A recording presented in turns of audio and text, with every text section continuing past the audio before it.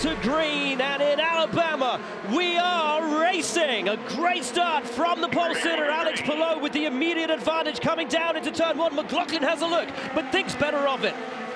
Not much of a break zone in turn one. They're going to be 2 and 3 wide through turn three of many different lanes. Look on the outside. That's one of the Meyer Shang machines getting around Josef Newgarden. Everybody playing nice, but what happens when we've got to hit the brakes for the first time in 5? 3 McLaren teammates starting nose to tail. They fan out with Pato Award trying to catch up to the 2 of Nolan Siegel and Christian Lundgaard. The 3 orange cars, papaya cars going forward. Lundgaard and Siegel almost making contact. Siegel will have the inside line and has the advantage coming down the hill through the quick chicane. I think there was some contact at the back just at the start there. One of the Premers looking very squirrely through those corners, but it's Alex Palou who has the immediate advantage over Scott McLaughlin. Colton Herta, Will Power, no change on the top 2 rows as everybody wiggles around through the fast sweepers. There goes Rasmussen on the inside of Newgarden. That's the softs to the hards. You see the red sidewall. Oh, look at trying to come back on the outside. The body language of that car and of that driver, he does not want to hang around. He's made up so many places already in these opening laps. As we look back from Pato Award towards Alexander Rossi, who's up and on the inside and trying to nudge his nose ahead of the McLaren. Where do they blend, though, in comparison to Lundgaard? There is Lundgaard coming through. Will go side by side with his teammate. Pato Award just gets the jump on his teammate Lundgaard. So he has track position, but he does not have tire temp. Lundgaard will be in full send mode, looking to Lundgaard right here into turn 5. Here it comes. Up the inside on his teammate, gets his elbows out and says thank you very much, Pato, who will try to fight it back on the run down and underneath the bridge. Pato Award might try to come back on him, but tire temp's still an issue for Pato Award. He'll need another lap until his Firestones are ready to go. Now is he going to try to lunge down the inside of 17? McLaughlin defensive going in, but he's going around the outside, inside of 17 for Lundgaard. Great pass. That is gorgeous from Christian Lundgaard. What a drive from this young man who has impressed so much time and again, race after race in 2025. He just passed the car that was running straight up third, and he just said, see ya. Herta is also putting on a used set of reds. This is an important pit stop for the team if they want to keep their position. Oh, no! Not again. And it's a stall for Colton Herta as he tried to get away.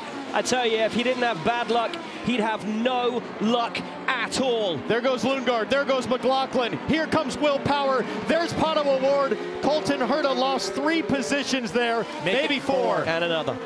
Oh, man. Oh, my goodness. Kiss the podium goodbye, but now it's VK on cold tires defending against Power. He's so good around here. Both of these drivers so good around here. Renus elbows out, not letting Power get the jump. And here comes Pato Award up on the inside of Will Power. It's a fight between the 3 of them, and VK hanging on the cold tires. Can't get the fuel unplugged for Armstrong. He lost about 4 or 5 seconds as the fueler was stuck. Watch for the blend. Alexander Rossi is probably who we're looking for in terms of, and he goes flying by. So that's a big penalty for the 66 with the fuel probe. And he now has Santino Ferrucci up the inside. Wonderful move from Ferrucci.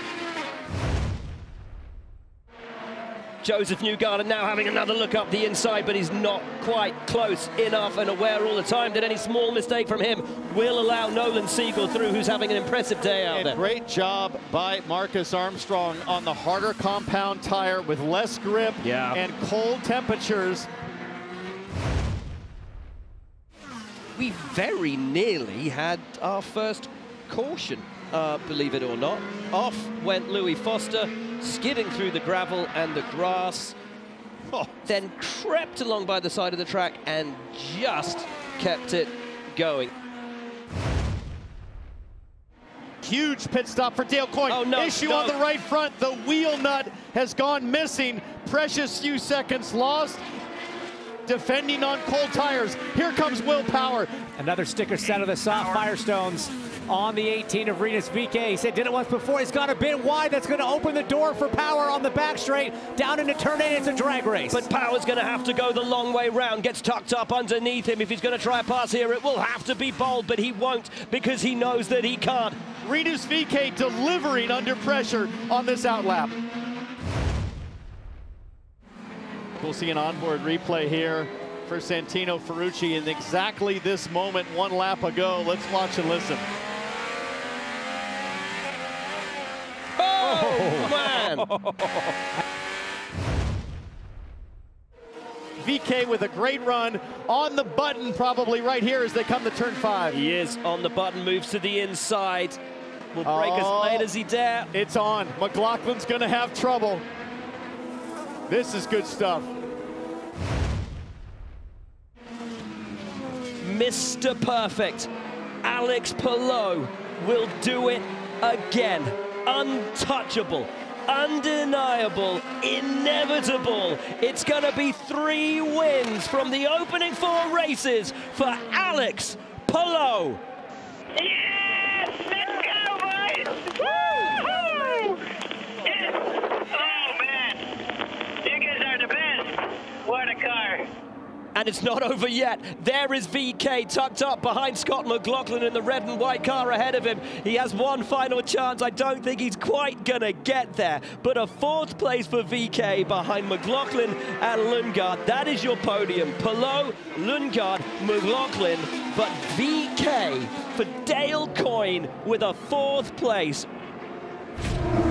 Up next is the Sanzio Grand Prix, Saturday, May 10th at 4:30 p.m. Eastern on Fox.